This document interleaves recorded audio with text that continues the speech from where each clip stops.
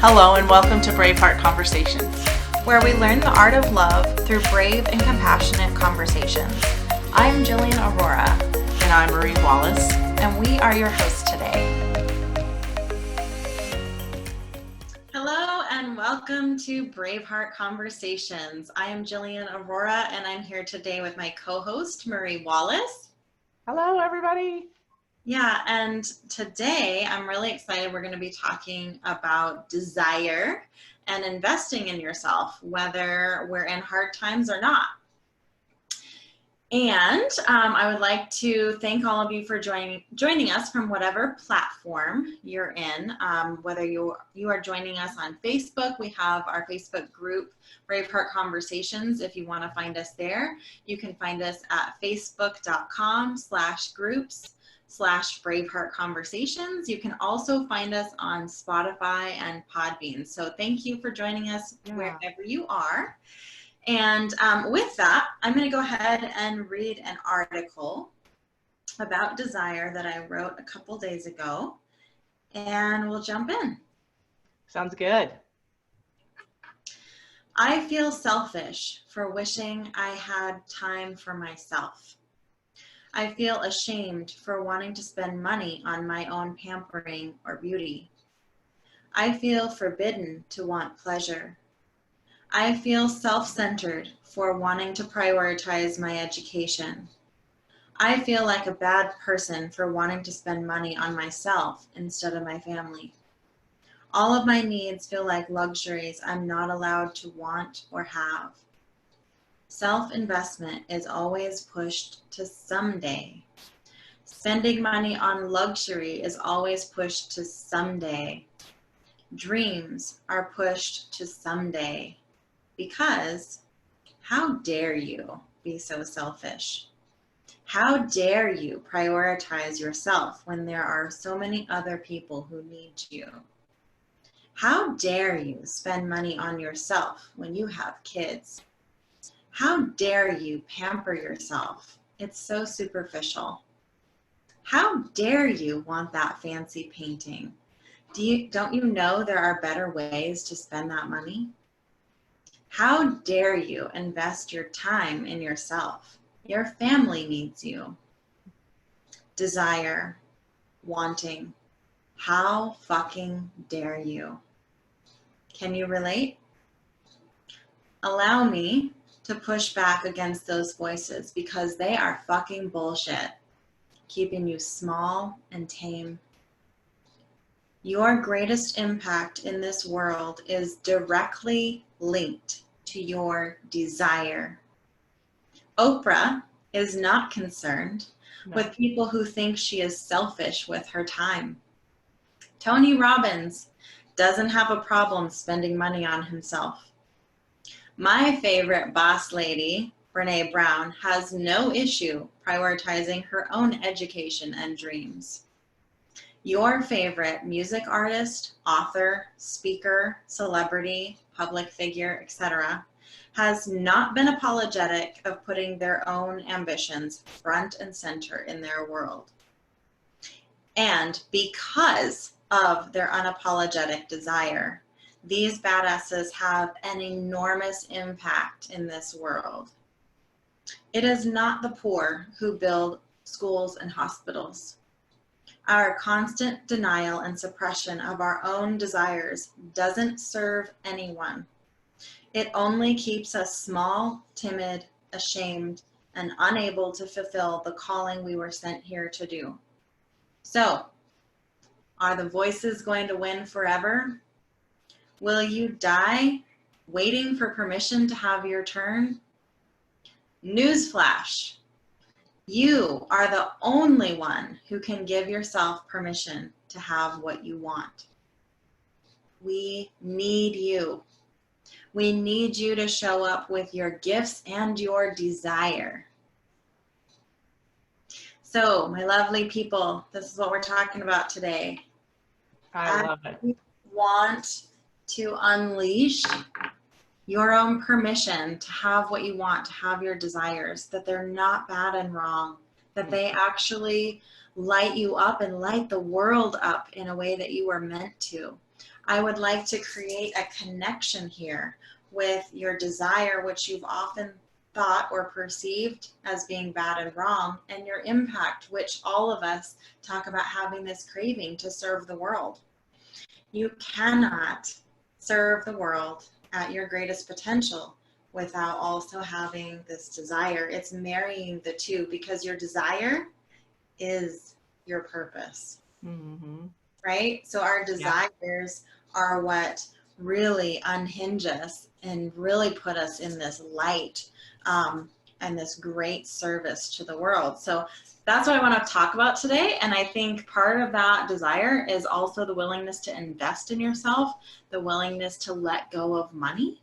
It's super, super huge. And this is coming up more and more and more right now because of all of this scariness in the world and all the fear that's out there saying that we have to hold on to our money and we can't spend and all the things. So Marie, I want to hear your thoughts on this topic. Well, going back, there's so many things going on, and that piece was really wonderful in wrapping a lot of the thoughts and fears that we've had, especially in this time of going through what the world is going through. It's the selfish pops up a lot more, you know, and especially when you were talking about beauty and this, and even going to the store today, I went down the beauty aisle to get nail polish and those things, and I felt like, gosh, I'm buying nail polish when I really, you know, when people need these other things. And so it's weird how those thoughts go around in our head. But what I really would like to go back to is just when we value ourselves and we invest in ourselves, we have more to give. And the world's waiting for us to give our part and to give of our gifts. And if I'm not investing in myself, I'm not growing and expanding, which is a natural human thing for us, is to grow, expand, to be all we can be, so that we can connect with others and build with others. And because we're just each doing our part. It also gives a message to the world about our own value, what value we have and potential we have. And so just us taking that time to, I'm sorry, it just looks so beautiful outside. I'm just looking at how it's a little distracting because it's just so sunny after the last few days. But just giving ourselves that energy and time, and because I think investing time is just as important as investing money, and just giving ourselves that opportunity to build skills, to build, the last couple of days I've been talking about how to invest our time. And some of us have been given that luxury of time in these days. Some people are on the front lines, because I had a little pushback on that. And I understand there are people out there that are really working more and harder, but there are some of us that do have a little more time. And why not invest that in our education, in our learning and growing, so that we can contribute? Because I feel we're doing a different kind of front lines. We're building people that need us as far as mental health or spiritual health. And so there's other front lines that we're working on aside from the physical health. That's just my opinion. It's just a different kind of work that we're doing. And if we're not investing in ourselves and growing and learning, then we're not able to give our gifts in that area. So that's kind of where I'm at. Yeah, I would agree. Like, everybody's situation is different. So of course there are some people out there who are working harder and they have less time to think about anything. I get that. And there are lots of people who are looking at, you know, what am I going to do today? Am I going to sit on the couch and drink and watch Netflix, or am I going to, you know, do something productive?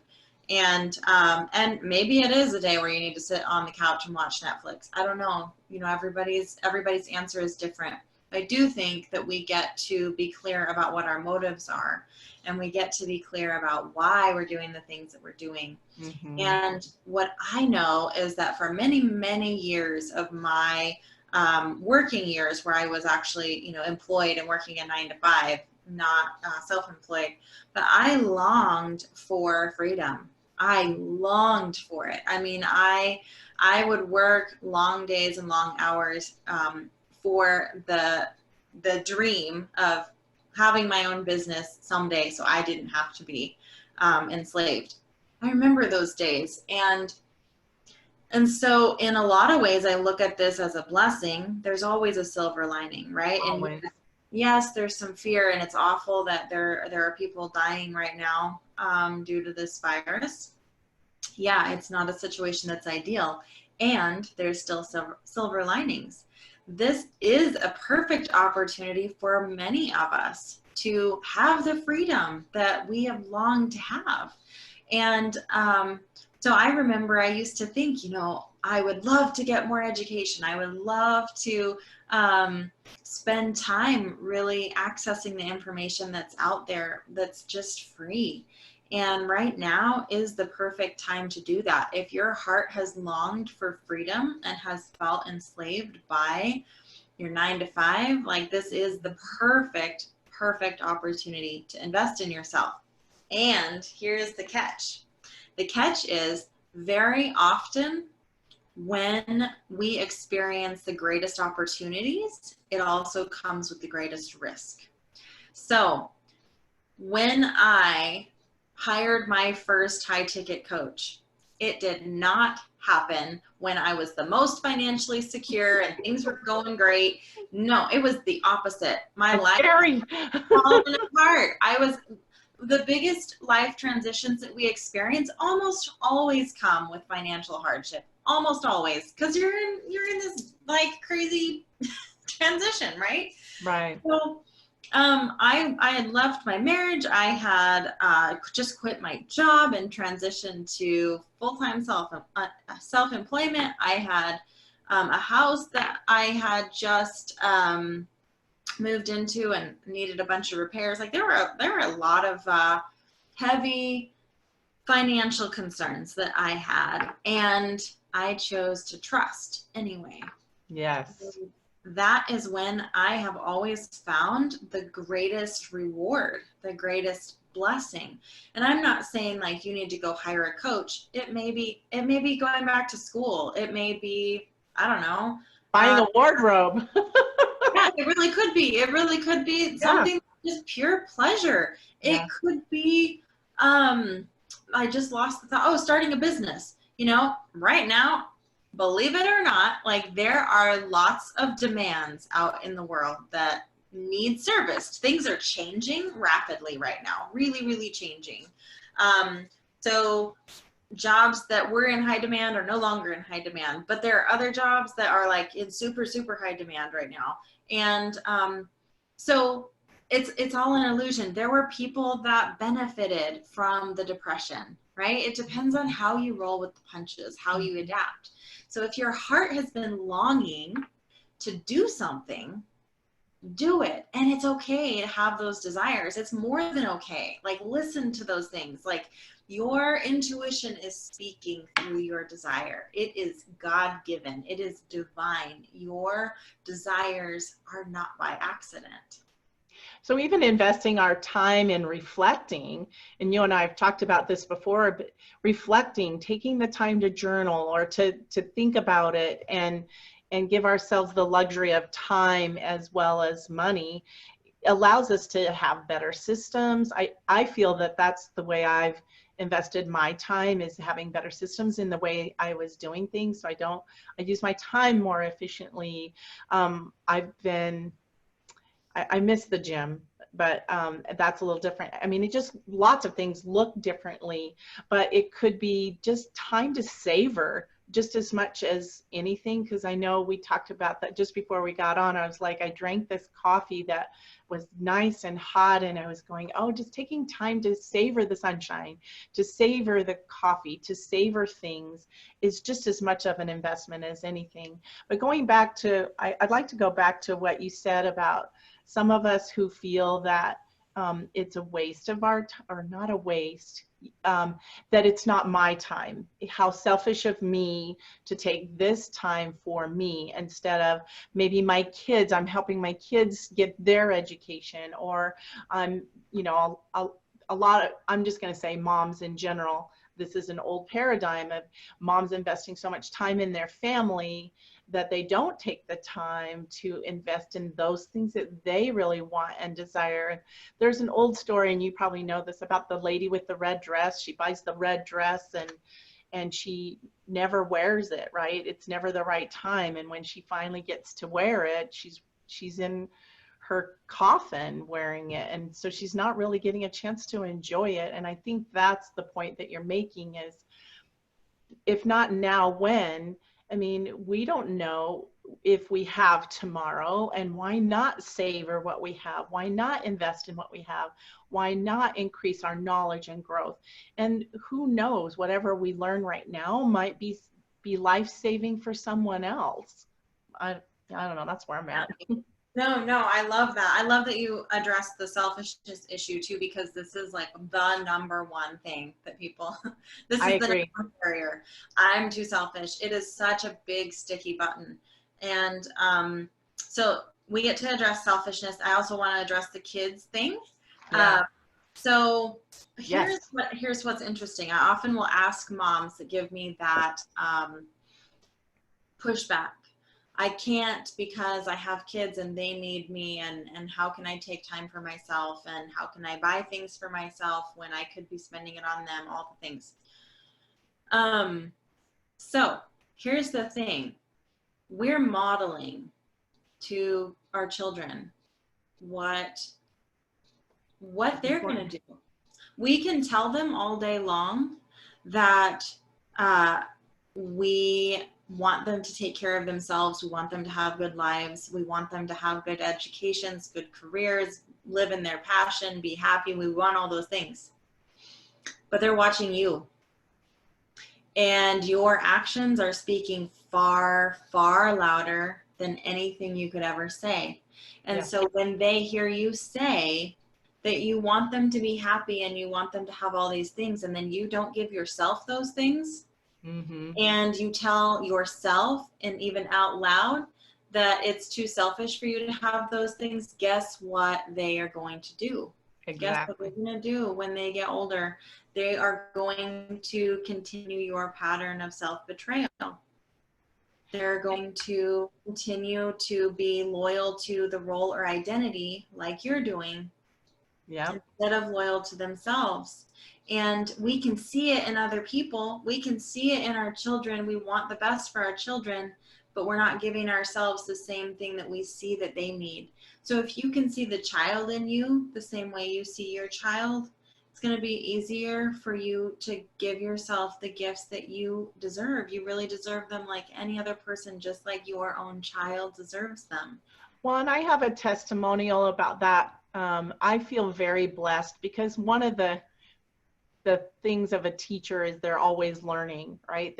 We take classes because I've been a teacher in the past, and I think once you're a teacher, always a teacher, but I'm constantly learning and growing, and that only benefits my family, right? I feel I was a better parent because I was growing and learning, because I learned new ways of doing things, or I maybe learned some better way to parent, or a better way to, to class manage. And so I saw the benefits of me continuing to be educated, and I became a better parent. I had better skills. I had better management. I had better coping skills. And it was all because of that just desire for learning. So I just wanted to throw that in there. Yeah, and I think it's totally true too, that when you're coming from a full cup, then you have something to give others, right? So true. You can't pour from an empty cup. So if you're depleted and all you're doing is telling yourself, well, I can't give to myself because I need to give to everybody else, you have nothing to give. When you pour into yourself, when you do allow yourself to have those desires, to learn, to invest in yourself, all the things, when you do give yourself permission to do those things, you actually have so much more to give. And I'll use this example again, like I have in the past, but today, being more selfish, giving myself what I want and not questioning my desires, I actually have far more impact now than I did years ago when I felt too selfish to do those things.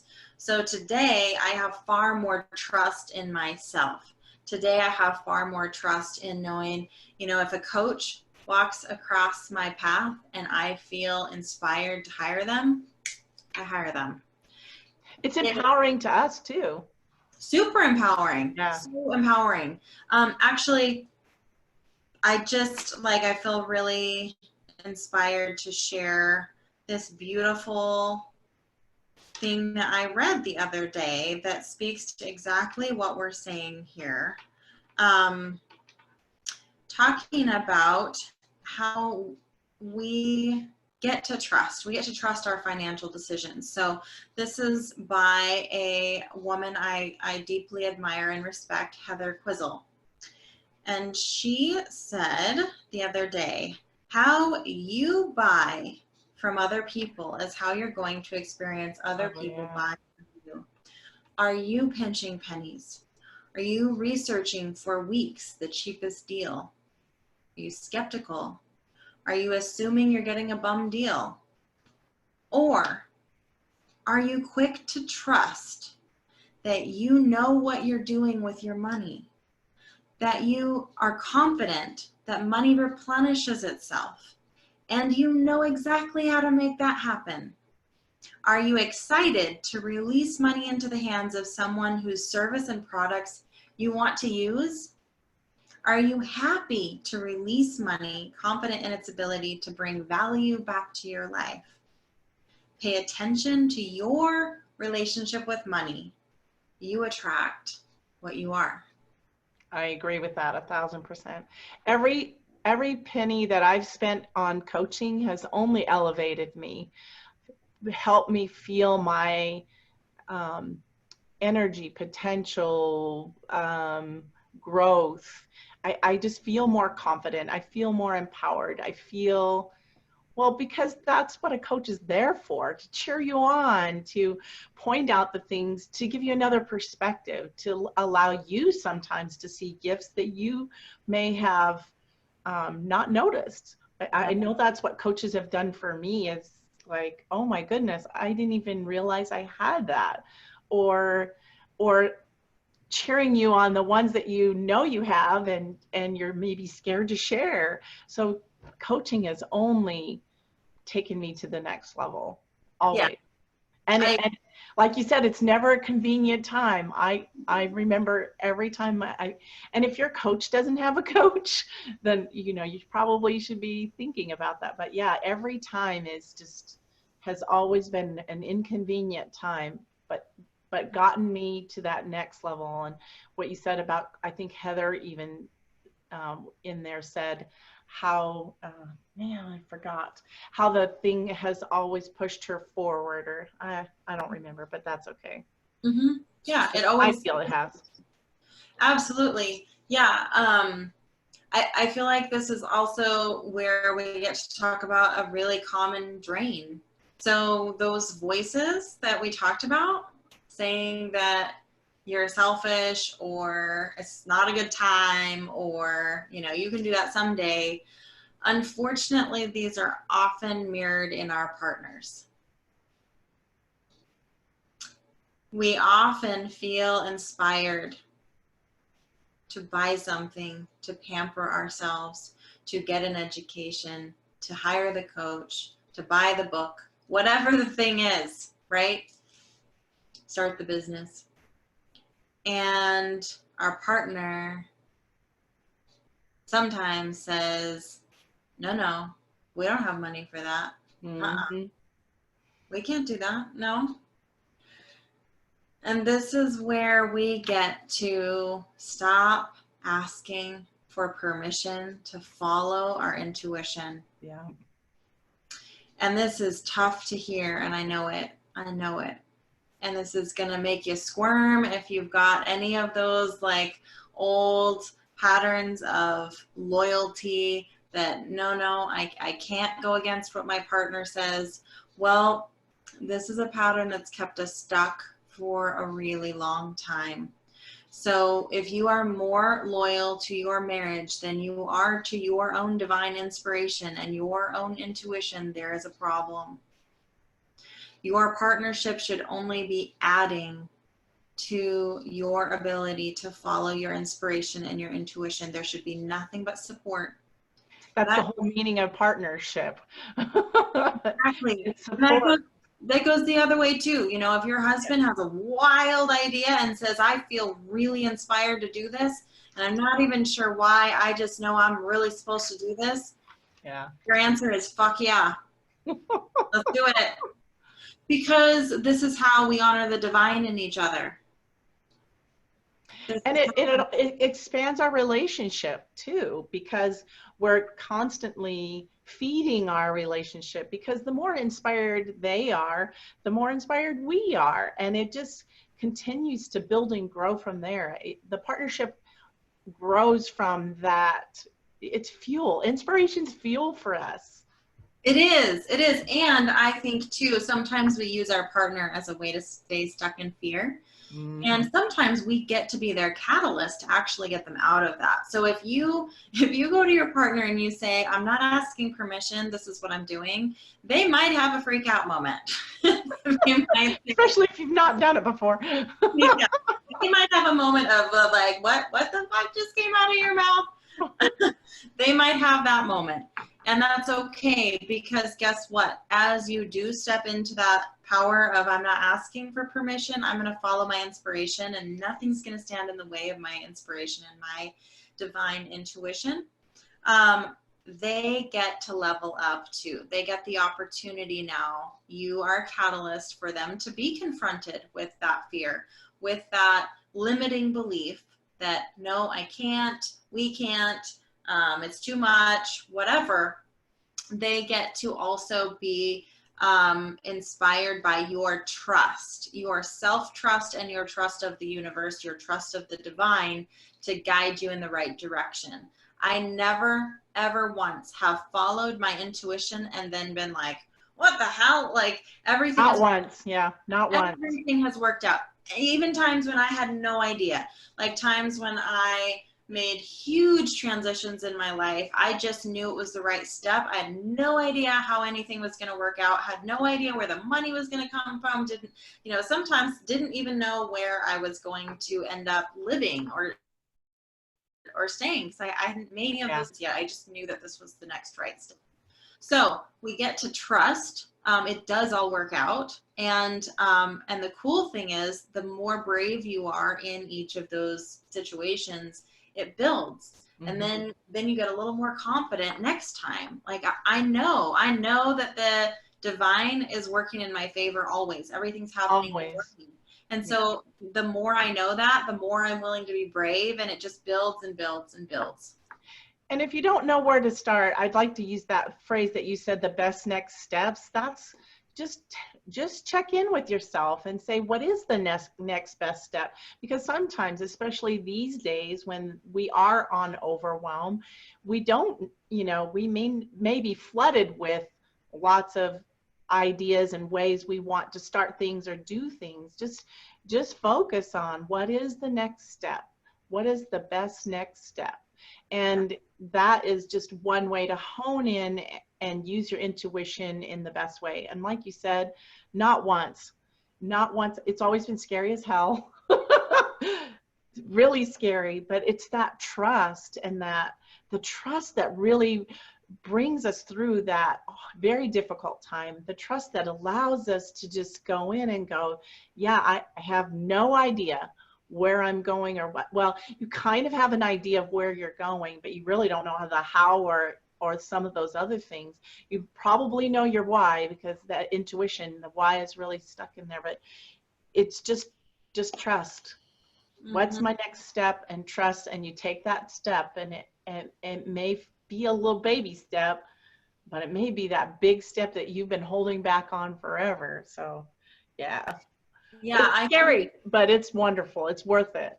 It's super scary. Yeah, but to me, there's no other way to live life, because that's truly living. And if you're not doing that, I guarantee you, you're compromising. I guarantee you are living being a bitch to fear.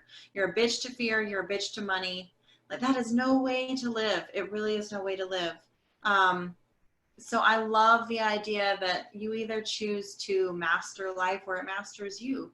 You choose to master your money or it masters you. You choose to master your relationships or they master you. You get to choose how that's going to be. And one more thing that's kind of hidden for me before we wrap up is the whys. You know, we often will justify why we want something. And I want to hit on this for a minute, that you don't have to have a why. Just wanting something is enough. So very often I hear people justifying, well, I want it because, you know, and then all those roles and identities come in again. Those are really big. The roles and identities that we think that we are supposed to play by, those rules, right? So a good person does X, Y, Z, a good wife does X, Y, Z, a good daughter, a good friend, a good coworker, a good employee, like these roles and identities that we have. Yeah. A good whatever does this. So then we get into this justification pattern of, I want it because, or I'm allowed to have it because, instead of simply saying, this is what I want and that's enough, because I'm living my life. I'm the only one that's going to live this life. I get this one life and I'm going to do what I desire to do. And there's nothing in the world wrong with that. That is God-given. No. Well, we're not going to die going, I really wish I would have washed my windows. No. Nope. Expect No. me to see the sun better. I'm I'm glad you hit on that, because it's so true how stuck we get on the because. I'm glad you addressed that. Yeah, there's a really great acronym I love. It's one of my favorites. It's JADE. I don't have to justify, argue, defend, or explain. Oh, I like it. I think we talked about that once. I remember that one. This has been a go-to for a long time for me. I love it. I don't have to justify, argue, defend, or explain my decisions. And this really goes back to desire. It's simply just because I want to, because this is me and this is what I choose to do. And so I think that's a powerful note to wrap up on. Do we have any questions? Yeah. We're not live. Oh, okay. I thought we were. So we aren't able to go live until we are together.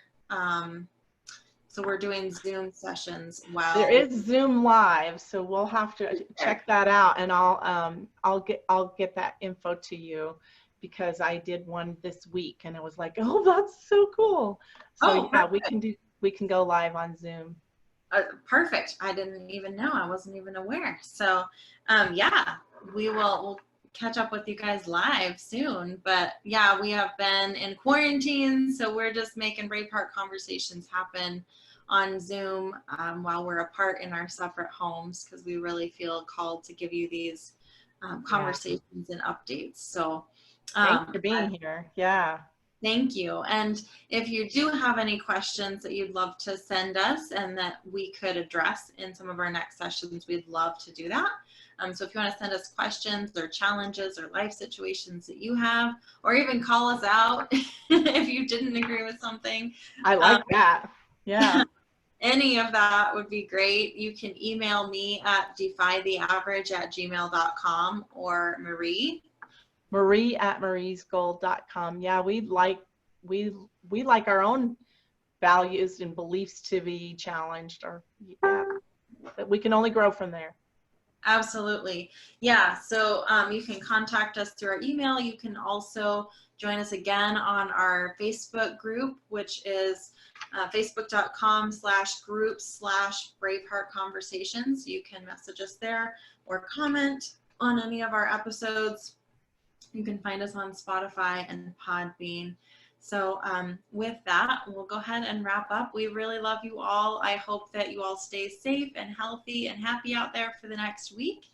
And we will be here again next Thursday. Yes. Thank you. Bye-bye. Bye.